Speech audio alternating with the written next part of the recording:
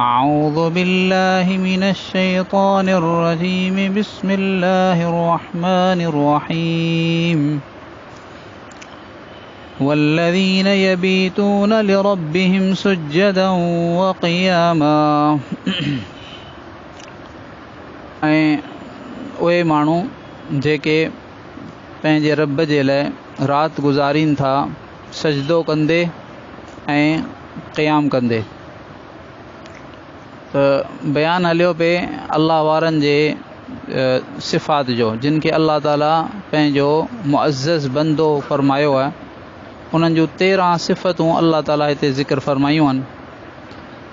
त 3 सिफ़तूं थी वियूं हुयूं ऐं हाणे हीअ 4थी सिफ़त अल्लाह ताला बयानु फ़रमाए पियो त अल्लाह पाक सां हुननि जो जेको ताल्लुक़ आहे उहो इहो आहे त हू राति जो पंहिंजे रब जे साम्हूं सजदो कंदे ऐं क़याम कंदे गुज़ारीनि था। माना ॾींहुं ऐं राति उन्हनि जो अल्लाह जी इताअत में गुज़रे थो। ॾींहं में हू मुख़्तलिफ़ क़िस्मनि जा अल्लाह जे इताअत जा कम कनि था, तालीम, तबलीग, जिहाद वग़ैरह। ऐं राति जो हू अल्लाह पाक जे साम्हूं, राति जो ज़िक्र इन करे आहे जो ख़ासि तौर ते ज़िक्र इन करे आहे जो इन में यानी माण्हू यानी राति जो उथणु, राति ॾींहुं वक़्तु आहे आराम जो, इन जे अंदरि अल्लाह जे लाइ आराम खे छॾे उथणु मशक़त आहे।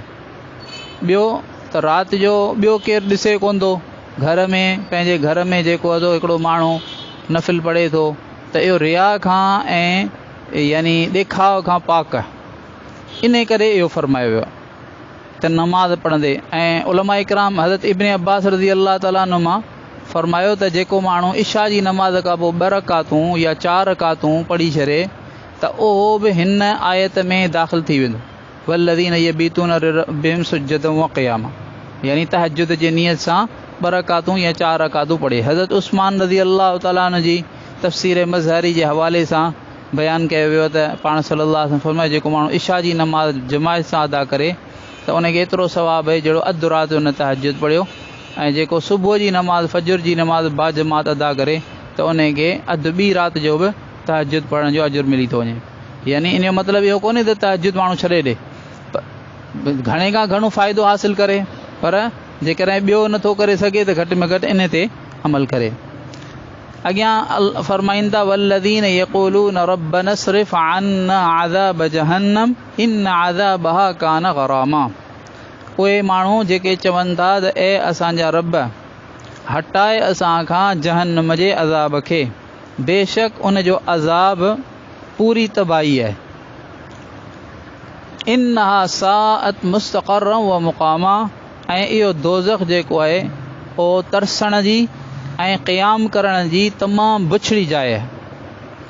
त छा मतिलबु त अगरचे ए माण्हू ताअत में वक़्तु गुज़ारे ॾींहुं राति ए माण्हू अल्लाह जी फर्मा बरदारी में गुज़ारीनि था, पर उन फर्मा बरदारीअ ते हिननि खे नाज़ कोन्हे ऐं इन जे करे ही बेडपा ऐं बेफ़िक्रा कोन था थी वञनि, बल्कि उन जे बावजूद ही डिॼंदा रहनि था ऐं डिॼंदा रहनि था।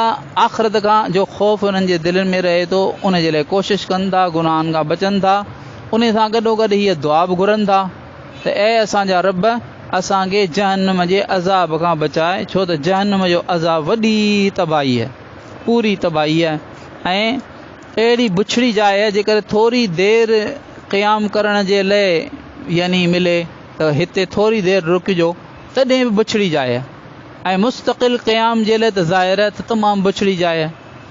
त मतिलबु इहो त यानी आख़िरत जो ख़ौफ़ रखनि था ऐं आख़िरत जे ख़ौफ़ जे लाइ जेको तो छा था कनि, अल्लाह जे ऐं आख़िरत जे ख़ौफ़ जे करे गुनाहनि खां बचनि था ऐं दुआऊं बि घुरनि था। अल्लाह रब्बुल आलमीन खां दुआ आहे त अल्लाह रब्बुल आलमीन जेके सिफ़ात आहिनि मक़बूलीन जूं, जेके जिन खे अल्लाह ताला इज़त वारो करे पंहिंजे ज़ात पाक सां जोड़ियो आहे, नालो पंहिंजो इबादुर रहमान, अल्लाह ताला पंहिंजे नाले सां इन्हनि त ही रहमान जा बंदा आहिनि, इहा वॾी इज़त जी ॻाल्हि आहे। ऐं अॻियां अचे पियो त ए माण्हू आहिनि जेके जन्नतुल फिरदौस जा रहवासी आहिनि, अल्लाह ताला इन्हनि खे जन्नत अता फ़रमाईंदो। تو یہ صفات پنجے اندر پیدا کرنے کی کوشش بھی کجے، دعا بھی کجے، اللہ تعالیٰ توفیق عطا فرمائے. یا ارحم الراحمین یا ارحم الراحمین یا ارحم یا ذا الجلال والاکرام یا ذا الجلال والاکرام یا ذا الجلال والاکرام. اللهم صل على سيدنا محمد وعلى آل محمد كما صليت على إبراهيم وعلى آل إبراهيم إنك حميد مجيد. اللهم بارك على محمد وعلى آل محمد كما باركت على إبراهيم وعلى آل إبراهيم إنك حميد مجيد. ربنا ظلمنا أنفسنا وإن لم تغفر لنا وترحمنا لنكونن من الخاسرين. ربنا آتنا في الدنيا حسنة وفي الآخرة حسنة وقنا عذاب النار. وصلى الله تعالى على حبيبه محمد وعلى آله وأصحابه وبارك وسلم. آمين رحمة الله.